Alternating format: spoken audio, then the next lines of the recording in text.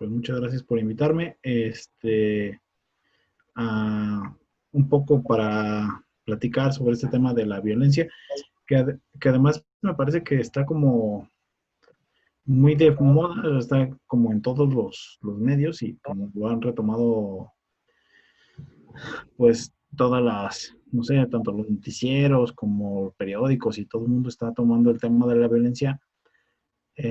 Yo además de dar clase también me dedico al litigio y lo que sí es una realidad muy preocupante, pues es que está creciendo el número de casos de violencia familiar, de violencia de género y pues toda esta relación que tienen con problemas dentro del hogar. La verdad es que creo que gran parte del problema fue que no estábamos, bueno, nadie estaba preparado para soportar la vida en este aislamiento que hemos tenido, ¿no? Cierto es que no todas las familias han estado en este aislamiento, pero sí también, pues no hay que perder de vista que nuestra cultura es una cultura sustentada en lo que los teóricos del feminismo han llamado el machismo tóxico, ¿no? O esta masculinidad tóxica, que bueno, básicamente se sustenta en estereotipos hacia los varones de, por ejemplo, la falta de autocuidado, ¿no? La disposición hacia mandatos de masculinidad como la violencia, que es algo que está muy presente en nuestra sociedad. Y todo esto ha formado una especie de caldo de cultivo en el que cuando nos vemos encerrados en los hogares, que ya de por sí tenían cierto grado de violencia, pues empiezan a explotar, ¿no? Yo no soy muy partidario de señalar que únicamente sean mujeres quienes estén sufriendo esta violencia. No exclusivamente, si bien es cierto, sí de manera más grave, pero no de manera exclusiva, ¿no? En varios estados, por ejemplo, se implementaron refugios para mujeres de manera emergente. Yo tuve la oportunidad de ver algunos y estos refugios pues no contaban al principio con las medidas básicas de higiene o de seguridad, pues de medidas sanitarias para soportar la llegada de las mujeres con sus hijos a estos refugios y además garantizarles pues que su salud iba a estar en condiciones más o menos óptimas. Eh, Eso pues es un problema porque tampoco estábamos preparados para esa situación. Entonces ha sido una constante forma de buscar cómo encontrar soluciones, ¿no? Eh, no se trata, creo yo, solamente de hablar sobre si las mujeres están siendo violentadas, sino también de cómo las familias, en el seno de las familias, se dan estas violencias, que además no son solo de un tipo. La mayoría de las legislaciones en nuestro país habla de más de un tipo de violencia. El más común, que es el que conocemos, es la violencia física, ¿no? Que es además el que todos vemos o es más evidente, pero también podemos hablar de violencia psicológica, ¿no? Este maltrato continuo, este sobajamiento hacia una persona o a otra. También podemos hablar de violencia económica, violencia emocional y por último, una de las más graves también, la violencia sexual. Eh, si recordamos, en realidad nuestra única medida de violencia, digamos, de alguna forma más aceptada, es el violentómetro que implementó el Instituto Politécnico Nacional.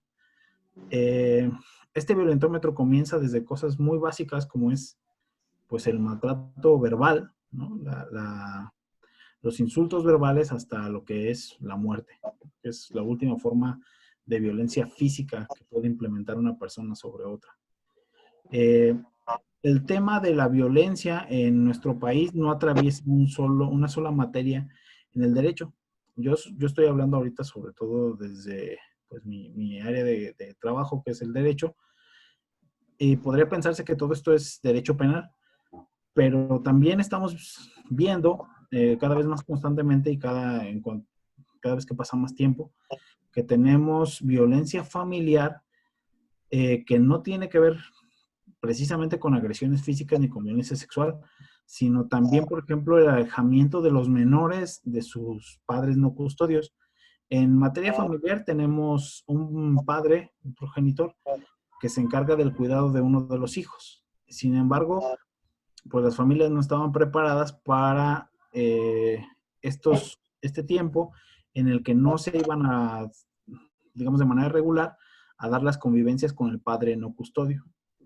Entonces, esto ha llevado a que se creen, pues, ciertas escenas de violencia entre las familias. ¿Por qué? Porque los padres empiezan a utilizar otros medios, como por ejemplo los celulares para enviar mensajes, empiezan a utilizar también, algunos empiezan a ir a buscar a los menores de maneras ya más agresivas y el Estado pues no está todavía preparado, no tenía contemplado cómo iba a arreglar esta situación.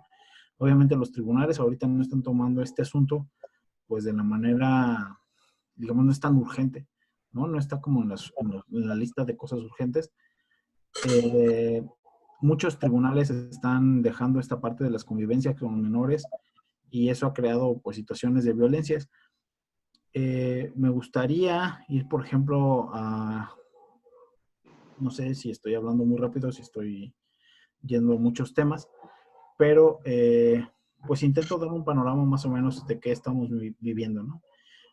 Ahora, la violencia siempre está relacionada con lo que conocemos como salud mental. Creo que eso ha sido un problema que todos estamos padeciendo.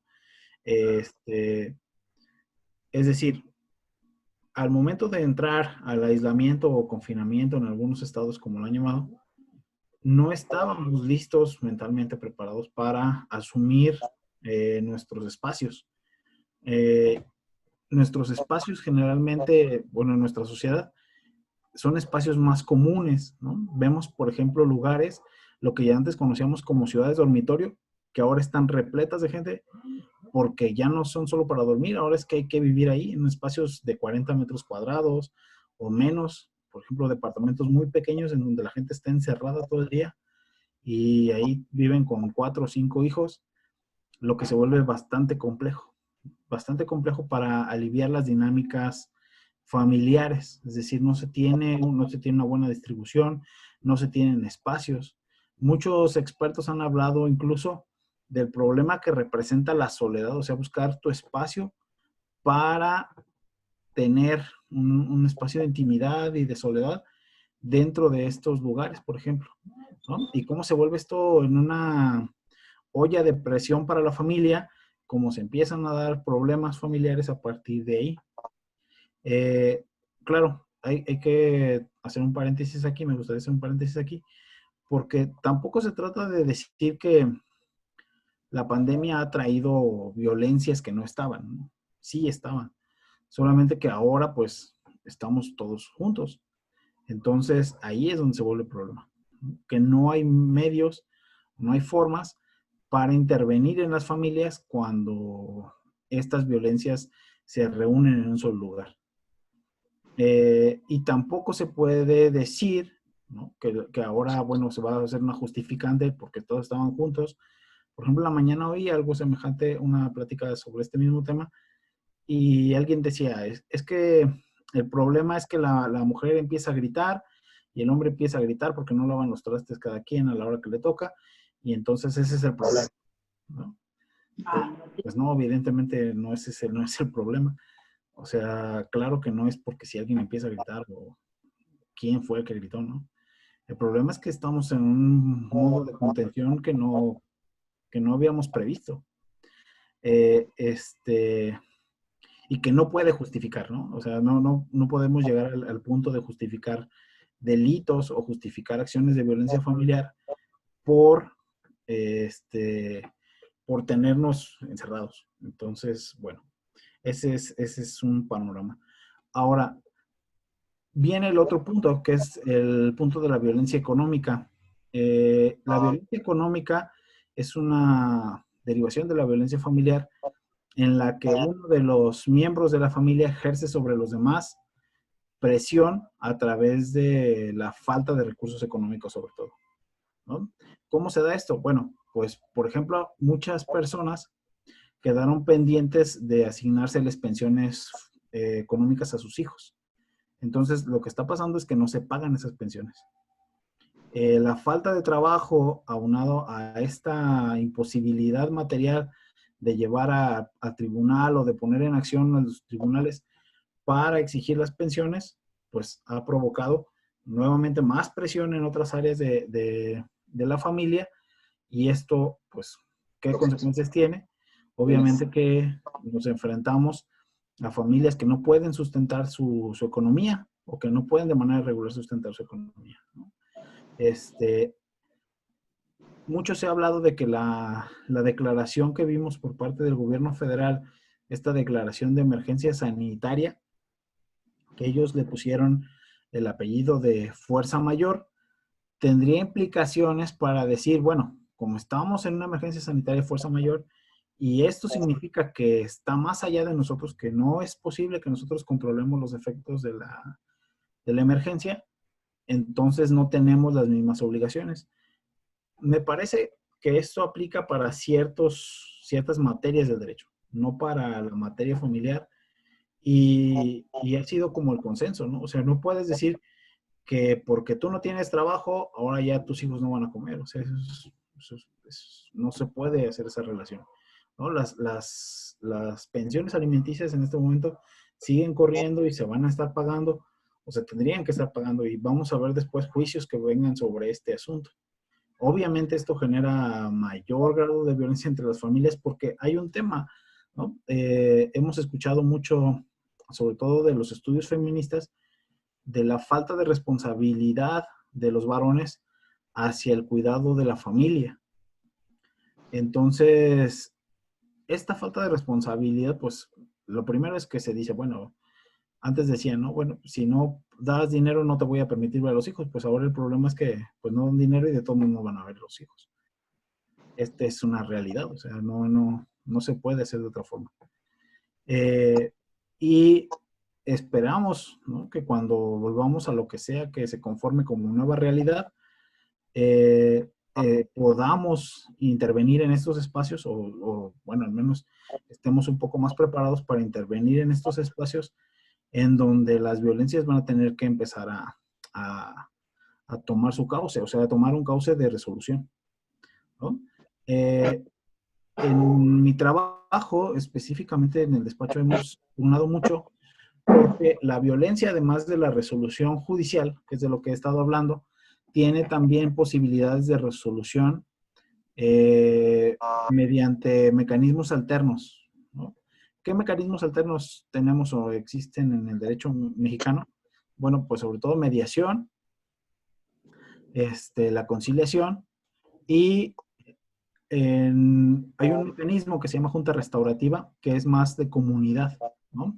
Es empezar a establecer lazos entre comunidad para reestructurar esto. Por ejemplo, hemos visto un tema que no se ha hablado mucho, es qué pasa, o que no se habla mucho en las familias, es qué pasaría cuando alguien de la familia se enferme. Por ejemplo, ¿dónde lo vamos a poner? ¿Y cómo vamos a resolver esa situación? ¿No? Porque ahorita la llamada al 911 es, bueno, llamas al 911 o llamas a quien tengas que llamar al servicio médico y te dicen quédense en cuarentena. ¿Y dónde pones al enfermo, por ejemplo? ¿No? ¿Quién atiende al enfermo? ¿Cómo se va a resolver la situación económica de atender al enfermo? Todo esto trae una serie de conflictos entre la familia que se podrían trabajar a partir de estos mecanismos de justicia restaurativa. O sea, por ejemplo, una junta restaurativa entre la familia, platicar, abrir diálogo y que esto permita que se vayan resolviendo. Eh, voy a contar un caso que nos ocurrió en el despacho hace poco.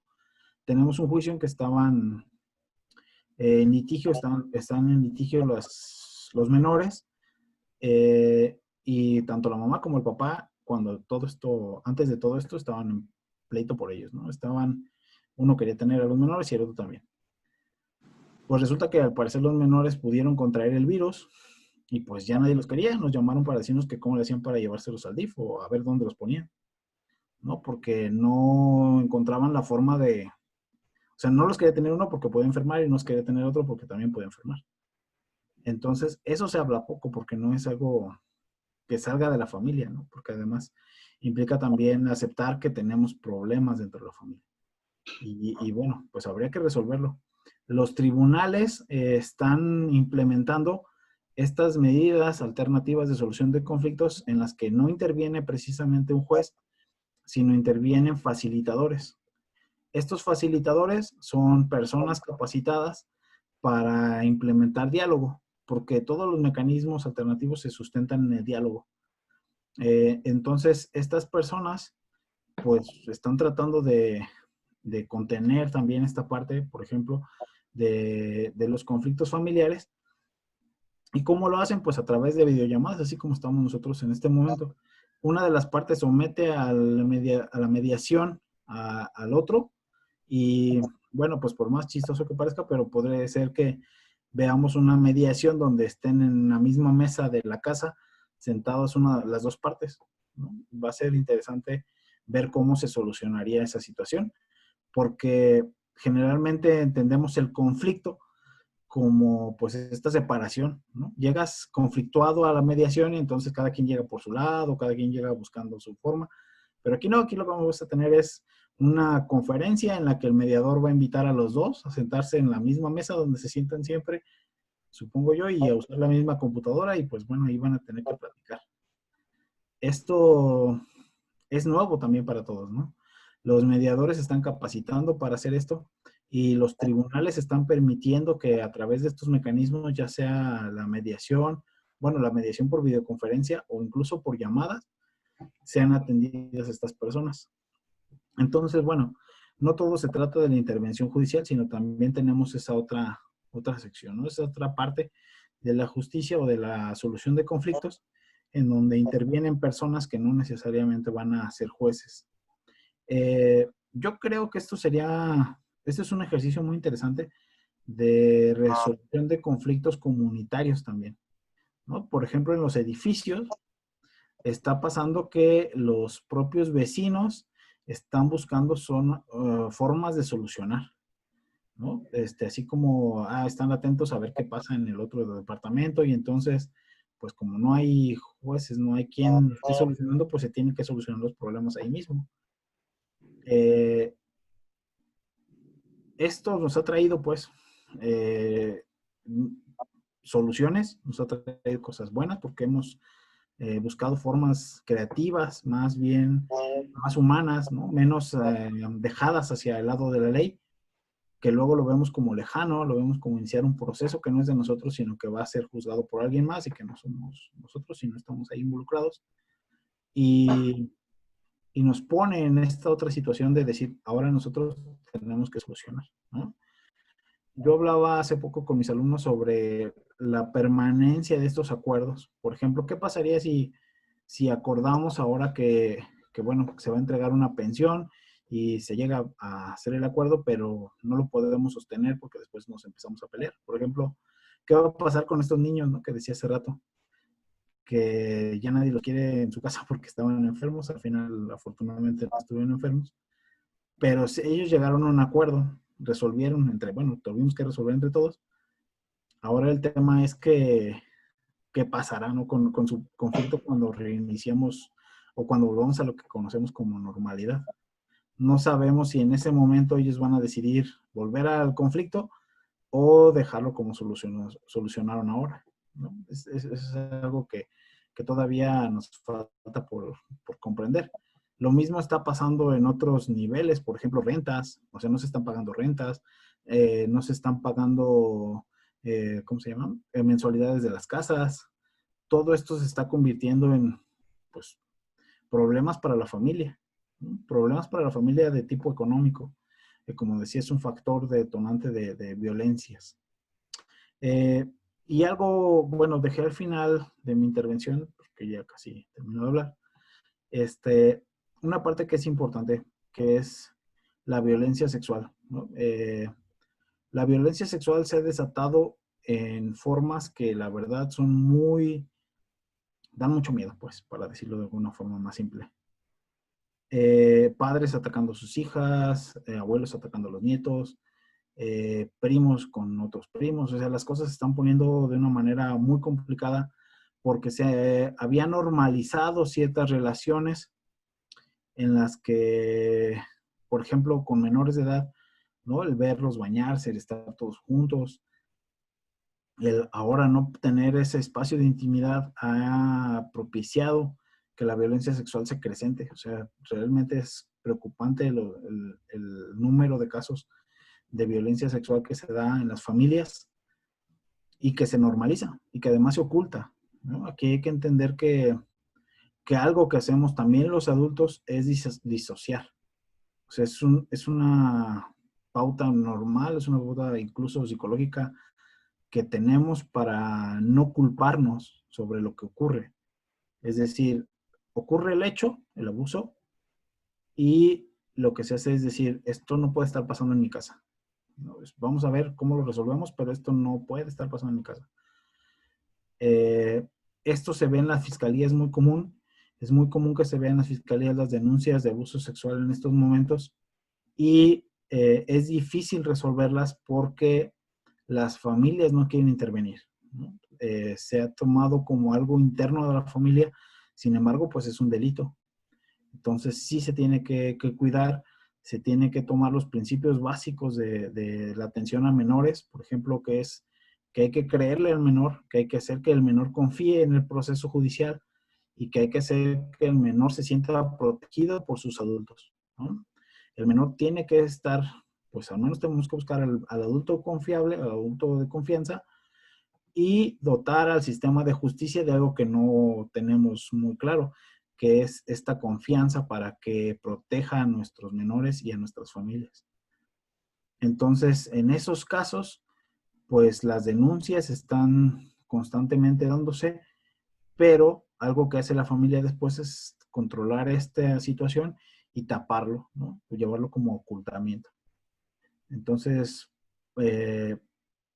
esperemos que en estas condiciones sí se empiece a visibilizar, porque algo que se tiene que hacer es darle voz a estas familias que están rotas en este sentido y que tienen que empezar a componer, que tienen que empezar a hacer procesos de restauración de la familia, ¿no? De sus lazos familiares, de su núcleo y cómo esto se va a transformar en lo que en el derecho se entiende como el interés superior del menor, o sea, en la protección de este interés superior del menor, que es dotarlo para su vida futura de nuevos, pues de herramientas que le permitan, no nuevas, sino herramientas que le permitan enfrentar estas situaciones violentas que vivió durante este periodo, ¿no? Pues más o menos ese es un panorama, no sé si fui brincando de un tema a otro, pero creo que toqué los temas que me interesaba mostrarles.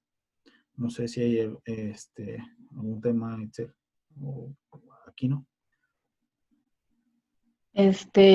Bueno, me parece muy interesante todos los puntos que has tocado, porque creo que a final de cuentas el hecho de no acostumbrarnos a vivir juntos está relacionado con los procesos que tenemos nosotros desde años anteriores, ¿no? Estamos acostumbrados a una forma de crianza que es violenta de por sí, y ahora que estamos confinados, pues luego ese tipo de violencias se hacen más explosivas o más latentes, porque así fuimos educados, porque hacemos, o sea, las cosas que a algunos parece que son pequeñas son las cosas que hacen que se genere algo más grande. Y esta parte de, o sea, el ejemplo que pusiste de los niños que podían estar enfermos, o sea, se supone que dentro de la idea familiar los hijos son deseados, queridos y que precisamente estamos nosotros los adultos para criar a esos niños y resulta que se enferman de algo y lo primero que quiero es deshacerme de ellos. Entonces es algo impactante, ¿no? Porque se supone que fuimos educados para casarnos y tener hijos y ya con el primer obstáculo gigantesco que nos enfrentamos, pues, me voy a deshacer de mis hijos, ¿no? Y es pues ha sido muy interesante la conversación que nos has brindado, tengo aquí una serie de temas que tocaste, de puntos que no los voy a mencionar todos, pero una parte que sí me parece como interesante remarcar es la cuestión de normalizar la violencia.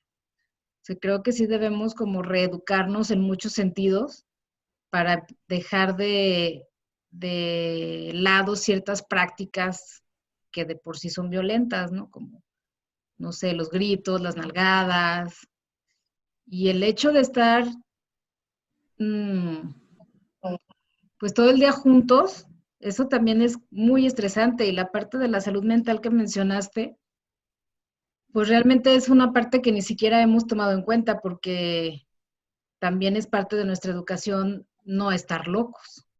O sea, la gente que va al psicólogo, la gente que se cuida mentalmente, pues es una gente que luego es señalada por hacer ese tipo de cosas, ¿no? Y es muy difícil estar sanos mentalmente porque aparentemente estamos sanos y no necesitaríamos de una ayuda extra porque, pues, ¿para qué? Yo creo que el sistema de salud en México, sobre todo, pues no contempla esta parte de la salud mental. Me llama la atención esta parte porque hace unos días apenas la conferencia de las 7, que es aquí ya tan famosa, fue sobre salud mental porque esta cosa está saliendo de control. O sea, realmente no está, no, o sea, no lo tomaron en cuenta al principio. No era como parte del proyecto. Y de repente es que de verdad las fiscalías están llenas. O sea, las fiscalías, así como los hospitales, están llenas de gente, de gente entrando y saliendo. Y ese también es un problema. Por ejemplo, las personas que trabajamos en esta parte de lo penal o las partes de atender familias para resolver sus problemas jurídicos, pues estamos en constante riesgo. La semana pasada, una de los médicos me decía, es que a lo mejor tengo COVID y ahora qué vamos a hacer y ya no traigan a los niños y bueno, se pone complicado. O sea, no estamos como en el panorama, pero es que tendría que tenerse el panorama completo. Y también implica esto, ¿no? Que hay que atender esta situación. Pero sí, pues la salud mental no estaba ahí. Estaba hasta que se volvió un problema. Está, bueno, ahora. Ahora, por ejemplo, no hay materiales. Yo algo que veo que se hizo poco por parte del gobierno federal fue la creación de materiales como las infografías o los mismos memes. Apenas están saliendo, por ejemplo, los del seguro. Apenas vemos como infografías por ahí más claras para la población. A lo mejor porque tampoco lo tenían tan claro, ¿no? Como que informar. Pero sí es muy reciente que podamos compartir información clara sobre lo que está pasando. O sea, ¿cómo le explicas a un niño? Hace poquito una amiga de Facebook decía, mi hija tiene llorando toda la mañana porque dice que la gente no entiende y los ve pasar en la calle. Y pues que ella proponía que se le enviaran algunas palabras para alentar a esta chica. Bueno, pues, pues ahí estamos, ¿no? Estamos tratando de resolver. Ya te fuiste, Itzel, creo. Me parece que se fue Itzel. ¿Me escuchas, Carlos? Sí, sí. Aquí estoy. Ah, que sí, claro. Pues gracias por compartir, está muy interesante tu plática. Gracias. Yo Pues soy de no aquí sé. de... Pues Yo aquí, adelante, si hay alguna pregunta, no sé si ¿no? hay alguna cosa. Pues mira, en mi caso aquí estoy yo con mi esposa nada más, ¿no? Y mi perrita. Pues en este caso, violencia afortunadamente no ha habido todavía, no hemos llegado. Sí, uno que otro así con cara de enfado a veces, como que nos saltamos todo, pero la violencia no, no, pero tú que te dedicas a eso, bueno, que has tenido casos, pues se me hace interesante todo lo que platicas y lo que has tenido que a veces lidiar o la gente que te pide apoyo en eso. No sé tú qué consejo nos puedas dar para los que nos estamos así como que a veces nos queremos sentir un poquito pues ya hartos y dices tú que también hay violencia económica. Sí, así es. Yo pienso que es la que más me ha estado pegando así de los pagos y todo eso y es lo que me trae loco. Y nomás a veces pienso en cómo le vamos a hacer, si sería reactivar esto y todo eso. Sí, bueno, creo que esto tiene que, estas dos dimensiones, o sea, el problema económico, pues tiene esta dimensión que afecta psicológicamente, o sea, realmente sí estamos en un problema, todos estamos pensando qué hacer, cómo le vamos a hacer, ¿no? ¿Cómo vamos a volver a algo que teníamos más o menos planeado o que no teníamos planeado, pero que conocíamos como normalidad y no sabemos bien cómo va a funcionar? Eh, yo creo que la búsqueda, por ejemplo, de espacios para, si ustedes son dos, entonces hay menos contacto, pero sí, o sea, los espacios para estar, esto que decía al principio de la intimidad, de estar solos o de estar pues un poquito solos, es importante, ¿no? Como darnos ese espacio. Yo veo, o sea, cuando empiezo a platicar con las familias que he estado atendiendo, es como, pues es que ahora sabemos a qué hora va al baño, a qué hora sale del baño, a qué hora tiene hambre, a qué hora no tiene hambre, o sea, ¿por qué come tanto? ¿No? Entonces todavía me decía un papá, es que mi hijo come un montón. Y yo, pues, pues sí, es que los hijos comen. Pero, pues no lo veíamos tan constantemente, o sea, no estábamos ahí tan presentes, ¿no? Porque esto que mencionaba yo al principio sobre la masculinidad tóxica, pues es una teoría del feminismo que habla precisamente que los varones no estamos en disposición de hablar sobre lo que es propio de la masculinidad, o sea, cómo se forma nuestra idea de ser hombres. Y ahora nos hemos tenido que enfrentar a eso. O sea, ya no es lo mismo llegar del trabajo y sentarte un rato en el sillón aunque no ayudes, a tener que estar todo el día sentado en el sillón y no ver, o sea, no ayudar. Eso sí, creo que nadie lo hace porque incluso, pues alguien, o sea, tiene que pasar algo, ¿no? Tiene que pasar esta nueva conformación de entender tu papel en la familia. Pero creo que sí, o sea, las familias que son pocos, que tienen la fortuna de quedarse en casa todo el día, sí, un poco. Y respecto a la economía, pues buscar consejos, o sea, buscar cómo se sustentaba nuestra economía y ahora buscar formas creativas de empezar a reactivarla, que no hay de otra, o sea, no hay otra forma, ¿no? Por ejemplo, algo que veo, yo estoy viendo últimamente son bueno, y es otro tema, pero un poco porque estamos platicando sobre esto, el asunto de las rentas. Los arrendadores quieren sus pagos completos y la mayoría de nuestros códigos sí especifican que cuando se trata de una causa de fuerza mayor, pues habrá que tener ciertas consideraciones. Entonces, negociar, ¿no? Esto que mencionaba de la justicia restaurativa. Vamos a negociar porque no nos conviene, ni a él, a los arrendadores nadie les va a rentar en este momento. O sea, nadie va a empezar, por ejemplo, un negocio y el local que yo tengo ahorita no lo va a rentar nadie. Entonces, se conviene que te siga pagando una parte, que es lo que hemos estado haciendo. Negociar contratos para pagar parcialidades o pagar solamente ciertas cosas, ¿no? Porque eso nos conviene a todos. O sea, no nos conviene romper la relación y después, ¿qué? O sea, ¿quién le va a rentar a él? ¿O quién me va a pagar a mí? ¿Cómo voy a hacer con cosas? Hay muchas cosas que se tienen que ver. Gracias.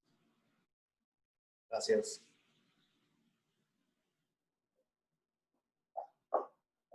Itzel, no tienes micrófono. Ya. ¿Alguien más quiere hacer alguna pregunta? No sé, estamos casi a punto de cerrar esta conversación que me ha parecido muy, muy interesante por todos los puntos que ha tocado Carlos desde Morelia, Michoacán, y que nos ha generado también como parte para reflexionar sobre estos puntos que no, quizá no habíamos tomado tanto en cuenta. Entonces, no sé si alguien quiera preguntar algo, que levante la mano. ¿No? Bueno, pues le agradezco mucho a Carlos, les agradezco mucho a ustedes por haber asistido a esta conferencia. El día de mañana vamos a tener una plática sobre la cuestión de la relación de los padres con la educación en línea, que también ese es otro problemilla que traemos, porque ahora tenemos que estar mandando tareas en dispositivos que no somos tan, que no usamos tanto y luego nos genera conflictos y también el tener a los hijos todo el día en casa es un poco estresante y también genera violencia. Entonces mañana vamos a hablar de ese tema. Y bueno, si no tienen ninguna otra pregunta, yo les agradezco mucho que nos hayan acompañado, le agradezco mucho a Carlos por su charla y pues muchas gracias. Yo solo quisiera, bueno, pues aparte de agradecer, creo que hay otras personas que se incluyeron ya al final. Este, pues creo que no está de más, ¿no? Además de ver las constantes series en Netflix y en los sistemas que cada quien pueda tener, porque ahora estamos buscando cómo entretenernos, pues que busquemos estas soluciones comunitarias, ¿no? O sea, estas soluciones en donde la restauración de los lazos familiares, la restauración de la sociedad, ¿no? De esto que conocemos como tejido social, pues sea más creativo, o sea, que intentemos, en la medida de nuestras posibilidades, dotarnos de esas herramientas que a lo mejor nunca pensamos necesitar. Si nunca le hablaba al vecino, pues a lo mejor no lo puedo ir a buscar, pero pues tolerar que esté con su música, no sé, alguna cosa así. Porque la verdad es que todos estamos padeciendo más o menos lo mismo. Algunos tienen que estar encerrados, algunos no están encerrados. Y bueno, pues ni modo, ¿no? Nunca pensamos llegar a esta parte. Y bueno, ya cierro con la otra cuestión, ¿no? Una parte que no se da en quizá no podemos hablar de discriminación en la familia, pero sí podemos hablar de que las familias frente a otras familias se conforman como, no sé, ejes en los que se empieza a hablar de los demás como si no tuvieran, digamos, tenemos tanta información, a lo que voy es que tenemos tanta información que intentamos buscar en nuestra familia como replicar información falsa, ¿no? Por ejemplo, hay familias completas que dicen, no es cierto, no está pasando nada, familias completas que se enfrentan a otras familias y luego se vuelve bastante complejo, o sea, todavía esta idea de que tenemos la verdad, ¿no? Cuando la verdad es que creo que nadie ha sabido bien por dónde nos llegó esto. O sea, nadie supo bien cómo ir resolviendo hasta que empezó a tener la emergencia, ¿no? Empezamos a tener la emergencia. Y bueno, pues eso, ¿no? Dejar la idea de que al final hay que construir nuestras formas creativas de resolución. Que eso es importante en este momento, ¿no? Y atender a nuestros mayores, a atender a nuestros menores, a los niños, creerles y pues estar conscientes de eso, ¿no? ¿Cómo manejamos esos problemas? Gracias, Itzel. Tienes apagado el micrófono. Muchas gracias a todos, muchas gracias a ti, por acompañarnos, por proporcionarnos esta información. Y como ya les comenté, pues los espero el día de mañana si gustan.